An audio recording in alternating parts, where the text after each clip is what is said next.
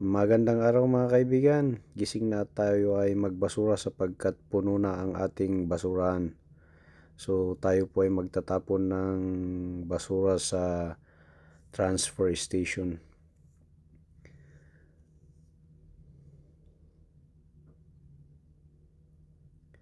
Dadalhin natin sa transfer station ang mga ito dahil dito iniipon ang mga basura na nakasegregate.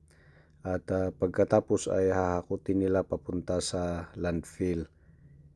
Kaya mahalaga na nakaseparate ang iba't ibang klase ng basura tulad ng buti, mga plastic at lata, karton, at yung mga green waste na tinatawag, yung mga damo, sanga, o ano man dyan. So kailangan nakaseparate.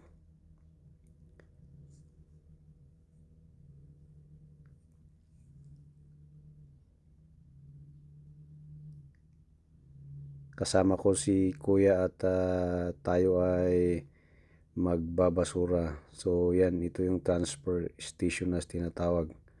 So mga plastic at lata, magkasama yan. Kasi isisiparate din ng malaking magnet yan. Masisiparate yung lata sa mga plastic. Yan.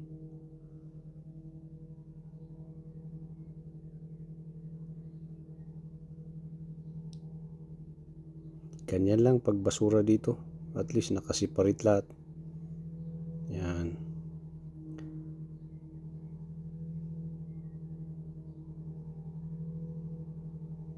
Tapos itong buti naman nakasiparate yung puti sa decolor. So yung puti nakasiparate sa brown, green.